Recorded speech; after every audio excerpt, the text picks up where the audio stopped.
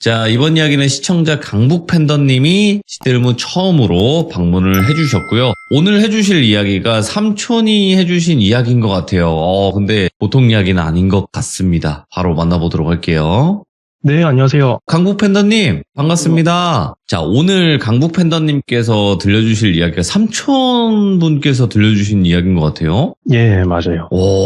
그러면 한참 과거로 가야 될까요? 그렇죠. 거의 삼촌이긴 한데 아버지 뻘이라고 보면 돼서 네. 그러니까 아버지 세대가 젊었을 때 겪은 그런 얘기인데 네. 이게 또 삼촌이 그냥 평소에는 얘기를 안 해줘요. 예. 평소에는 얘기를 안 해주는데 술이 한창 됐을 때 그럴 때 겨우 이제 몇 번 해주고 그랬던 얘기거든요. 그러니까 술 기운을 빌려서라도 해야 되는 그렇죠. 그런 이야기네. 네. 알겠습니다. 그러면 더 묻지 않고 바로 들어보도록 하겠습니다. 제가 렛츠가 하면요. 강북에 사는 팬더입니다. 이렇게 해주시면 됩니다. 그냥. 예. 네. 렛츠가! 강북에 사는 팬더입니다.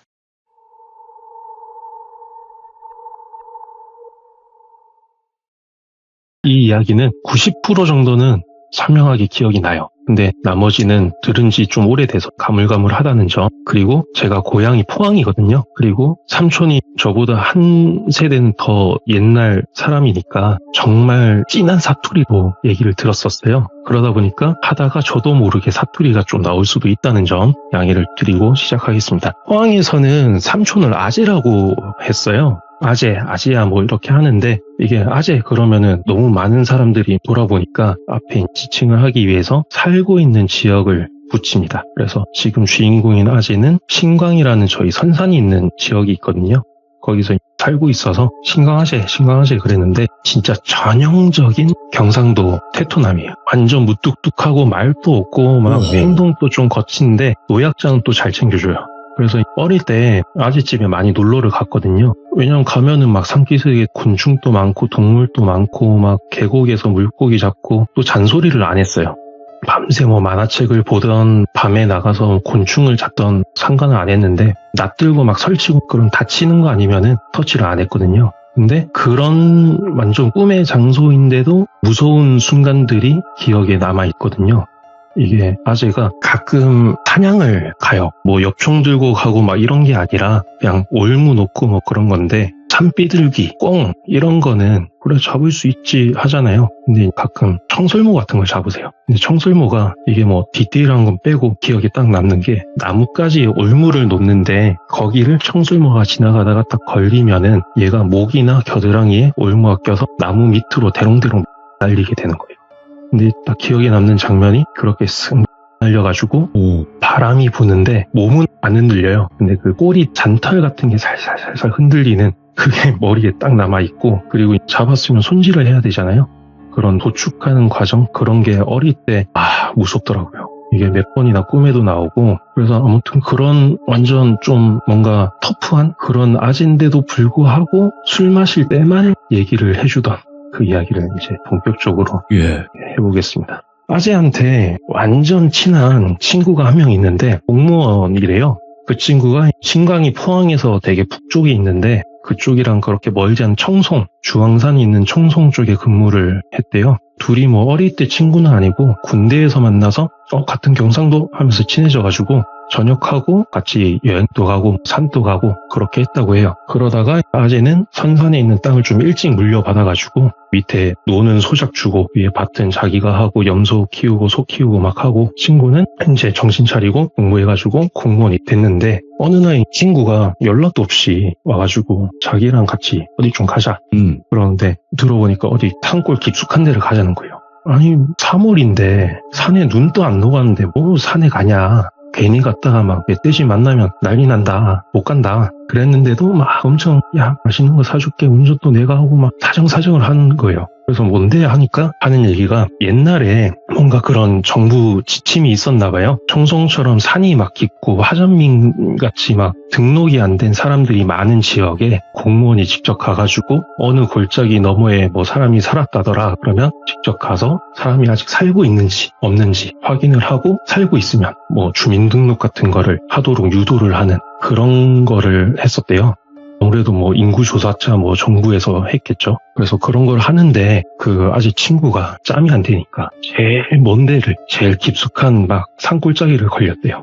거리가 총성에서 새벽에 출발해도 하루 만에 못 오고 무조건 자고 와야 되는 그런 거리여서 혼자 가긴 그러니까 같이 가자 하면서 아재를 꼬신 거예요. 근데 아재는 뭐 처음부터 거절할 생각은 없었고 그냥 튕긴 거였고 또 궁금했대요. 야, 오지면은 얼마나 오실까? 그리고 거기 사람이 살고 있으면 어떤 모습으로 살고 있을까? 궁금해서 출발 전날에 청송에서 만나가지고 둘이 또 새벽부터 출발해야 되는데 새벽까지 술을 마셨대요. 아무튼 그렇게 엄청 일찍 힘겹게 출발을 해서 그 길이 깔려있는 마지막 마을에 도착을 한 게 점심때쯤 도착을 했다고 해요. 옛날에는 그 공무원의 힘이 좀 셌다고 하잖아요. 그래서 친구가 막 공무원 친구 힘 보여줄게 하면서 오호. 이장집으로 딱 갔는데 가서 밥도 먹여주고 막 할게 했는데 한참을 이장님한테 시달리다가 겨우 밥이랑 국 한 그릇에 김치 하나 딱 이렇게 받고 그 마을 얘기를 물어봤대요. 저기 마을 뒤에 골짜기 넘어서 좀 올라가면 사람 살았다는데 아직도 사람 삽니까? 그러니까 이장님이 옛날부터 나오는 사람도 없고 가는 사람도 없었다. 해봤자 뭐 약초 캐러 몇 명 갔지 왔다 갔다 했지. 깊숙이는 안 들어간다. 뭐 지금 뭐 가봤자 사람도 없는데 가지 말고 여기서 뭐 놀다 가라. 그러는 걸 겨우겨우 빠져나와서 출발을 하는데 마을 뒤쪽에 있는 길이 옛날 인도길이라고 그러잖아요. 아스팔트는 물론이고 콘크리트도 안 깔려있는 그런 흙길인데 이게 골짜기 오른쪽에는 볕이 잘 들어서 밭이 쫙 늘어섰는데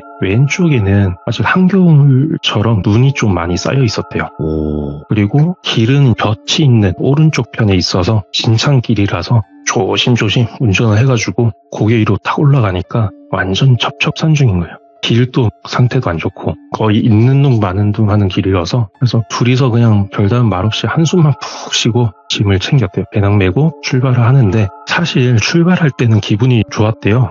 이게 왜냐면 3월 중이니까 날씨는 좀 쌀쌀한데 한 2, 3시 정도니까 햇볕은 따뜻하잖아요. 바람은 시원하게 느껴지고 그래서 뭐 좋은데 하면서 출발을 했는데 야, 이 고개 넘으면 보이겠지. 없어요.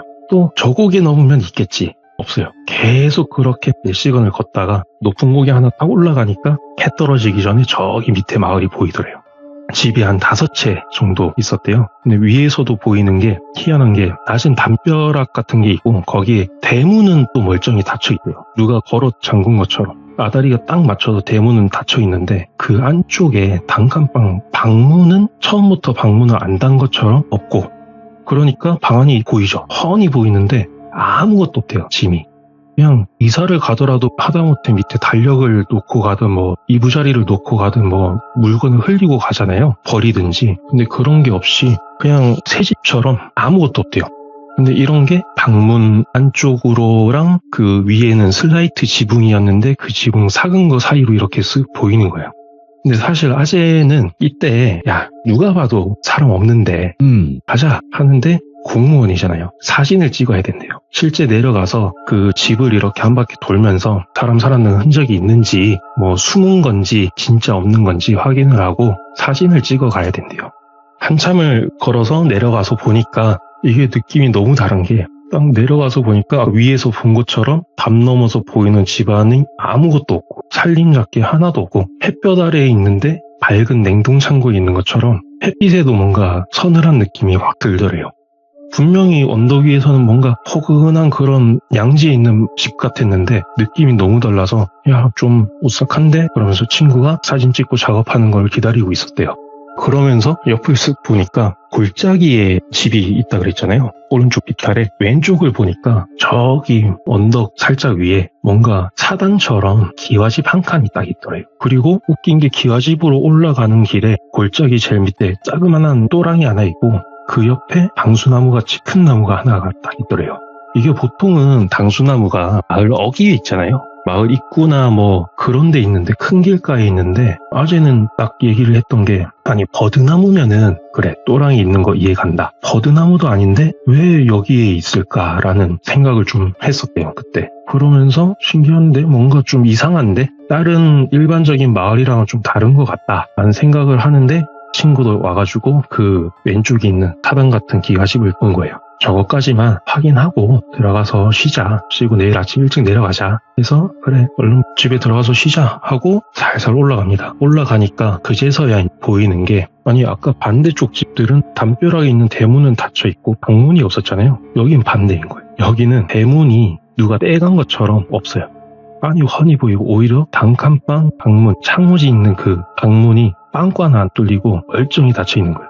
왜 이렇게 다르지? 하면서 친구가 한 바퀴 돌고 사진 찍고 이렇게 하는데 이제 해가 싹 졌어요. 이게 기와집에서 쭉 그늘이 이어졌잖아요. 깨울까지. 이게 그늘이 스물스물 차올라가지고 양지에 있던 그 집들이 한 칸 한 칸 그늘로 잠기는 것처럼 스물스물 그늘이 끝까지 산머리까지 탁 찼대요.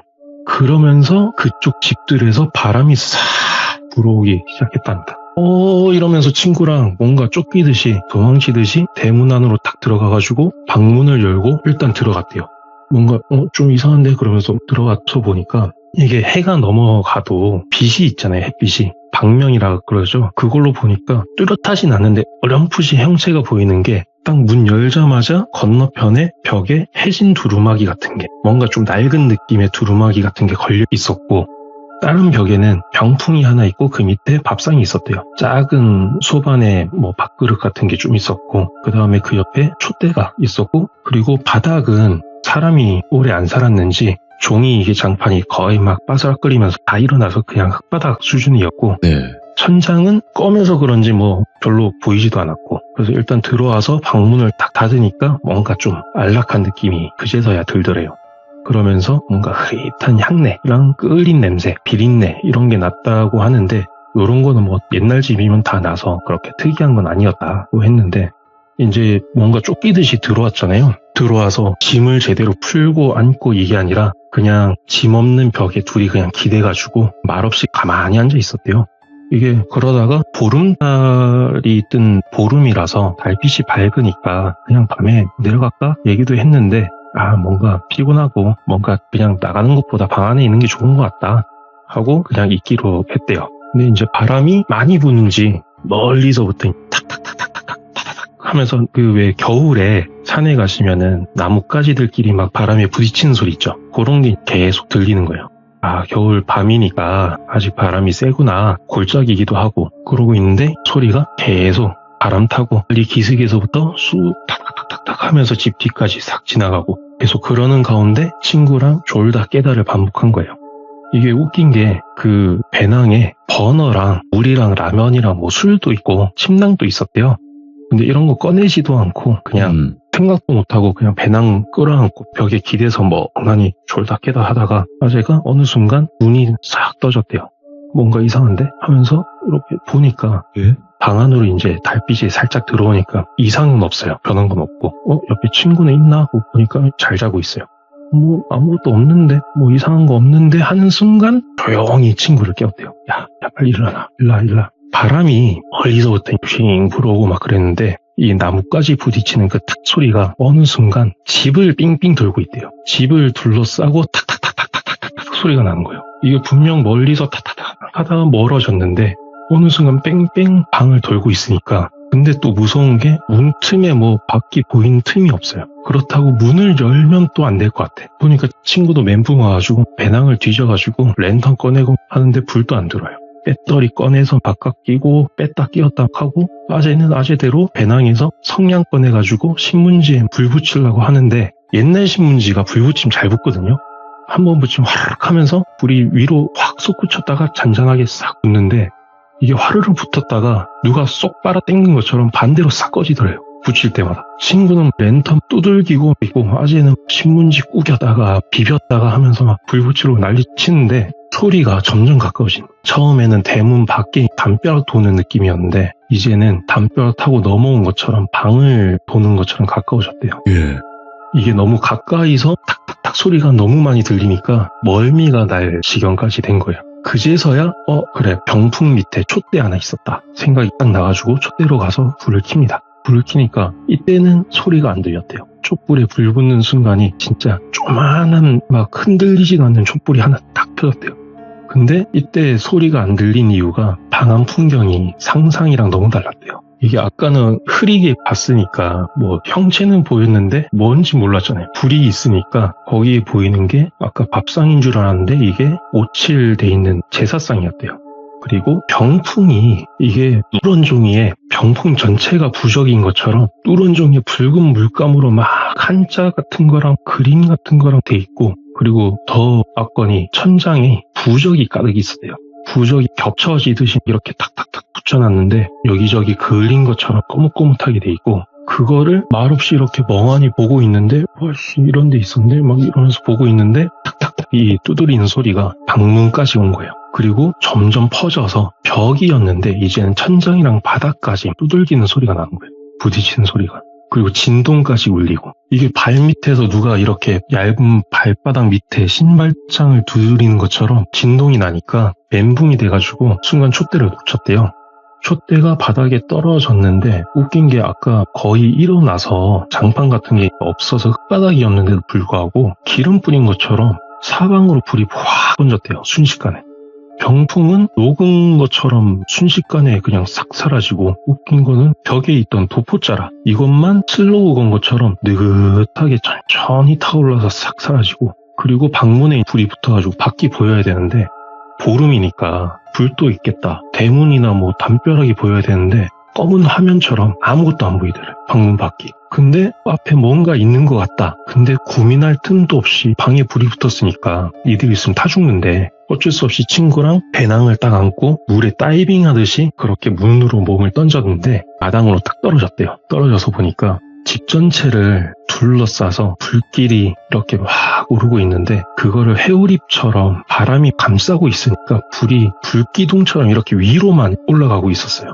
그러면서 주변이 보이잖아요. 그렇게 높이 불빛이 있으니까. 이게 담벼락은 언젠지 모르게 허물어져 있고, 그리고 담벼락이랑 집 사이에 자그마한 그런 마당 잡초 사이로 온갖 동물들의 그 흰 뼈들이 붉은 불빛에 막 어른거렸대요. 이게 뭐 사람 뼈인지 동물 뼈인지 모를 커다란 막 다리뼈 같은 거에서부터 돌인 줄 알았는데 쥐인지 새 두개골 같은 것도 있고, 뱀뼈는 밧줄처럼 여기저기 널려져 있고, 이런 풍경을 불길을 그 둘러싼 바람 소리에 맞춰서 뻗어 서로 부딪히면서 탁탁탁 소리도 나고, 이게 너무 현실이 아닌 것 같은 그 느낌이 확 들었대요. 꿈인가? 그래서 친구랑 소리도 못 지르고 무조건 도망쳐야 된다 싶어서 배낭 끌어안고 미친 듯이 불을 등지고 계속 뛰었대요.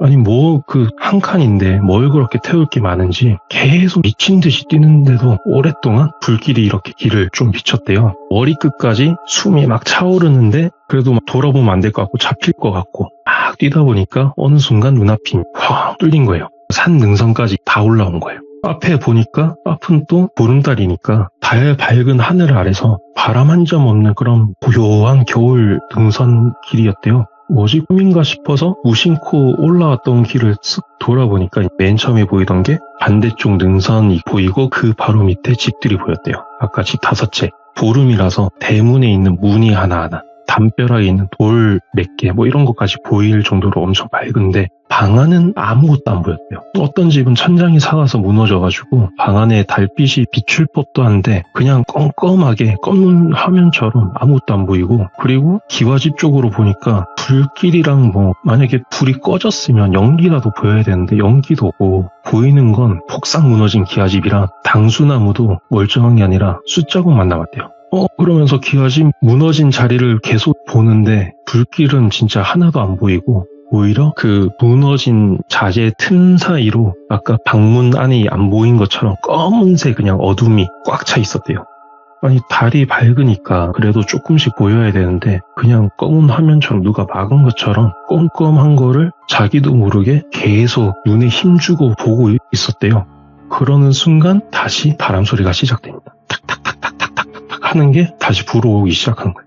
그리고 그때 아재가 느낀 게 순간 뭐랑 눈이 마주친 것 같아요. 보이진 않는데 분명 나도 봤고 뭔가도 날 봤다 싶어서 바로 옆에서 지도 찾는다고 뒤지고 배낭 찾고 있는 친구 바로 목덜미 잡고 다시 무작정 능선을 달리기 시작했대요.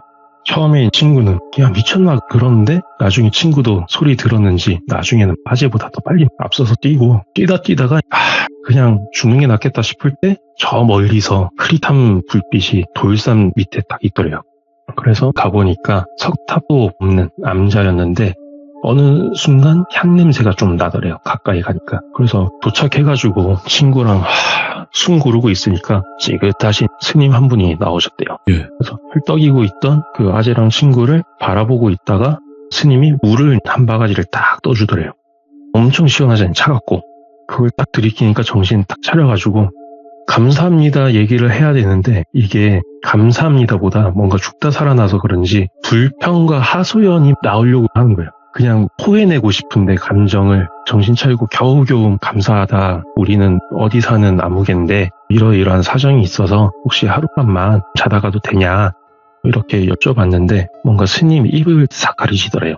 그러니까 뭔가 무건수행 중이셨나 봐요. 그래서 말을 이렇게 안 된다 하는 신용을 하시고 암자 안으로 이렇게 들어오라는 듯이 손질을 하셨대요. 그래서 친구랑 같이 정신 차리고 보니까 배낭을 매지도 않고 계속 안고 왔다는 거를 다 알고 배낭도 놓고 복장이랑 손이랑 여기저기 끓긴 거 투성이에 흙투성이라서 대충 복장 정리하고 짐도 정리하는데 그때까지 친구랑 뭐 괜찮냐 이런 말도 안 하고 그냥 보긴 보는데 말없이 그렇게 정리를 하고 암자로 딱 들어가니까 작은 불상 앞에 불경을 이렇게 앉아 읽어주시는 스님이 있고 한켠에 이부자리가 깔려 있었대요. 그래서 감사합니다 인사하고 자려고 누웠는데 아재가 엄청 답답해하면서 얘기했어요. 이때 아니 그 쪼맨한 촛불 아래서 불경 넘기는 종이 바스락거리는 소리만 들으니까 다시 막 생각이 나더라고요. 아까 있었던 게. 아니 차라리 뭐 불경을 외거나 목탁 소리가 나거나 이랬으면은 그래도 절이니까 좀 안전하겠다 뭔가 못 오겠다 이런 생각이 들겠는데 그런 게 없으니까 점점 숨도 가빠지고 가만히 못 있겠는 거예요. 그러고 있는데 옆에 친구도 마찬가지였나 본지 친구도 일어나가지고 스님한테 잠이 정말 안 온다. 혹시 자기가 읽을 만한 뭐 불경 같은 게 있겠냐라고 해가지고 자기도 그때 딱 일어나서 같이 자기도 그렇다 잠 안 온다. 혹시 자기도 같이 뭐 읽을 만한 게 있냐 여쭤보니까 한참을 말없이 보시다가 스님이 불경이 아니라 찻상을 가져오셨대요. 찻상? 오. 바람 소리도 안 났대요. 여기는 진짜 조용한 남자에서 한동안 차 따르는 쪼르륵 하는 소리만. 그래서 망설이다가 몇 번 마시려고 입가까지 갔다가 내려놓고 하다가 친구가 어느 순간 쏟아내듯이 얘기를 했대요. 처음부터 뭐 어느 마을 갔는데 거기서 어땠는데 아재도 중간중간에 거들었고 이게 그 순간은 뭔가 경험했던 머릿속에 있던 일들을 지금 밖으로 빼내지 않으면 안 되는 것 같은 그런 느낌이 들었대요. 빨리 이걸 다 뱉어내야 된다. 그런 것처럼 강박적으로 둘 다 막 얘기를 했는데 어느 순간 보니까 스님은 이걸 뭐 스님 듣고 계신 건지 뭔지 모를 눈빛으로 이렇게 본인 찻잔만 내려보고 계셨대요. 그런 모습을 보고 친구랑 아재가 정신 차려가지고 이야기를 정리하고 그래서 어수선하게 차담이 끝났대요. 그래서 뭐 좀 토해내니까 그나마 좀 나아서 이제 좀 잠자겠지 했는데 해 뜨고 나서야 겨우 잠들었대요. 그러고 목탁 소리랑 향냄새에 딱 깨가지고 앞에 이렇게 절하시고 하시는 스님한테 방해되지 않게 조용히 잠자리 정리하고 뒷모습에 합장을 하고 하산길에 나섰대요. 암자에서 또 거기서도 엄청 산골짜기여서 굽이굽이 몇 시간을 내려와가지고 겨우 어딘지도 모를 마을에 도착해서 거기서 하루에 몇 대 없다는 버스 겨우 타가지고 청순까지 도착을 해서 그 친구는 말도 없이 아재는 그냥 도착하자마자 포항으로 가는 버스를 그냥 바로 잡아서 도망치듯이 왔대요.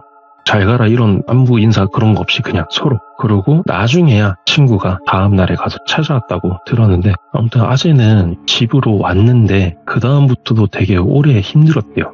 해만 딱 떨어지면은 바람만 불면 나뭇가지 타닥 소리는 어디든지 들리는 거니까 그 소리만 나면 그날 밤이 계속 생각이 났던 거예요. 근데 그게 친구도 비슷했는지 몇 달 동안 서로 연락을 아무도 안 해요.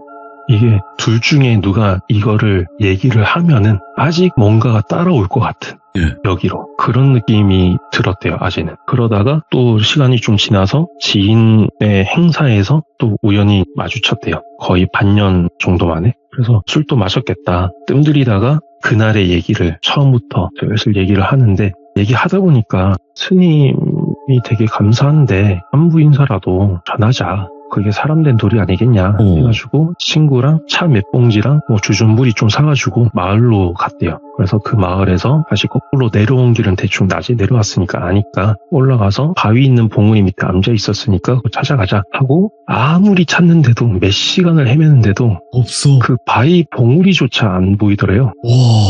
아니 이게 분명히 바위 봉우리 밑에 불빛이 있었고 헷갈릴 수가 없는 게 거의 흙봉우리인데 거기만 큰 바위가 있고 그 밑에 암자가 있었고 스님한테 물도 얻어 마시고 거기서 인사하고 잠도 자고 차도 마셨는데 막 헤매는 가운데 해도 슬슬 넘어가는 거예요. 그러는 순간 또 그날이 또 스물스물 생각이 나더래요. 둘 다 또 말없이 바로 달리듯이 마을로 내려갔어요. 내려가니까 뭐 그런 외지인이 잘 없는 마을인데 둘이 막 아침 일찍 올라갔다가 늦게 내려오니까 지나가다가 본 어르신이 뒤에 약촉했냐고. 아니 우리는 여기 절 암자 찾으러 왔다. 여기 스님한테 신세를 좀 져가지고 차랑 이런 거 드리려고 왔다. 그러니까 여기 뒤에 아무것도 없다고. 요 뒷산은 암자고 뭐 절이고 하다못해 기도터도 없다. 자기가 평생 요 동네 살았는데 한 번도 목탁 소리 한 번 들은 적이 없다고 얘기를 하시는 거예요. 이거 아닌데? 분명히 우리 둘이 같이 경험한 건데. 그러니까. 그러고 그날처럼 둘 다 또 말없이 각자 그냥 집으로 바로 돌아왔대요. 그러고 나서 아재랑 친구 연락이 또 자연스럽게 멀어지고 경조사 때나 간간히 보는데 보긴 해도 그때 얘기는 안 하고 서로 의식적으로. 그러다가 나중에서야 아재가 그날 이야기를 혼자 떠올릴 수 있을 때 그때 혼자서 다시 찾으러 갔대요. 그 암자를. 오. 10번 또 넘게 갔대요. 나중에는 그 마을에 민박 잡고 막 아침에 올라왔다 내려오고 막 그렇게 헤맸는데도 결국 못 찾고 이게 이해가 안 됐다고 하는 게 진짜 미스테리하다. 아니 산이니까 산길이 진짜 막 올라갈 때 다르고 내려올 때 다르거든요. 그러니까 못 찾는다 쳐도 포인트가 되는 그 돌 봉우리 이거는 형태가 변할 수는 없잖아요. 절대 안 변하죠. 근데 이거조차 없는 거예요. 그래서 그렇게 막 여러 해가 또 지나가서 이제야 그 친구랑 술안주 삼아서 다시 얘기를 또 했대요.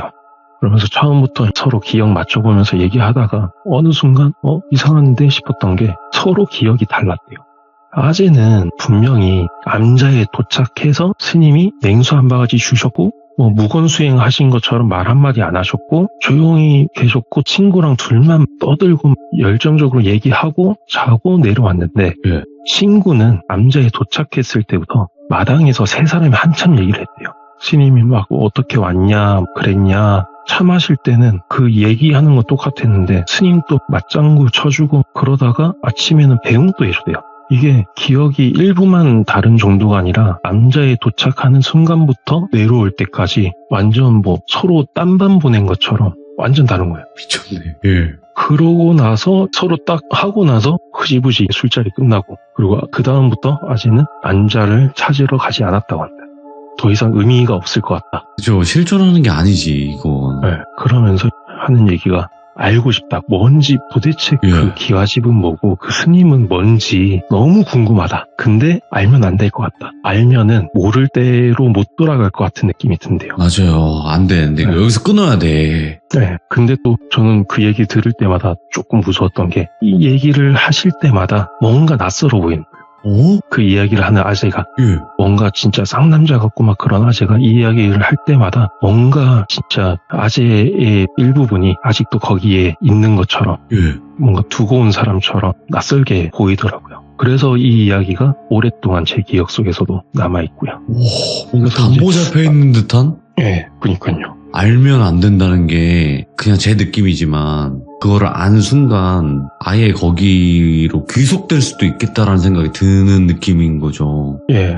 그래서 아재는 지금은 돌아가셨거든요. 아, 지금은 선산에 같이 계시는데 예. 그래도 조상님들이랑 가족들이랑 같이 있으니까 그렇게 무섭지는 않으시겠죠. 근데 저도 아직은 지금은 안 하지만 한때 계속 야간 산행도 하고 백패킹도 하고 했었거든요. 그러다가 이야기 나온 것처럼 유독 바람 소리가 막 쫙 불면서 나뭇가지 흔들리는 탁 소리가 날 때가 있어요. 그럴 때 저도 모르게 네이버 지도로 청송을 이렇게 찾아봐요. 예. 뭔가 이 산이 아닐까, 이 골짜기 가니까 그렇게 찾게 되더라고요. 일단은 오늘 강북 팬더님께서 이야기를 들려주셨는데 처음 참여하시는데도 이렇게 레전드로 이야기를 잘 하시네요. 엄청.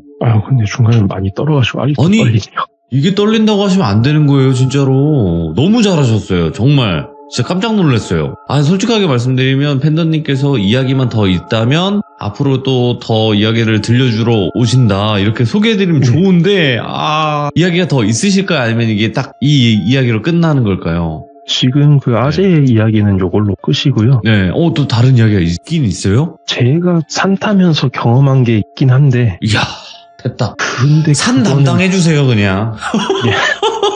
돌비 산 담당. 국내 산으로 담당을 해주시면 될 것 같고, 오늘 이야기도 너무너무 빠져들게 레전드 이야기가 아닌가 싶고, 너무너무 잘 들었습니다. 감사합니다. 예, 감사합니다. 다음번에 또 뵙겠습니다. 예. 네. 오늘 강북 팬더님께서 삼촌이 유독 술만 마셨을 때만 이야기했던 그 이야기를 오늘 들려주셨는데 너무 이야기 표현도 잘하시면서 여러 가지 생각이 들게 만드는 도대체 뭐였을까? 도대체 삼촌이 알고 싶었던 그것은 무엇이었을까? 댓글 남겨주시길 바라겠습니다. 감사합니다.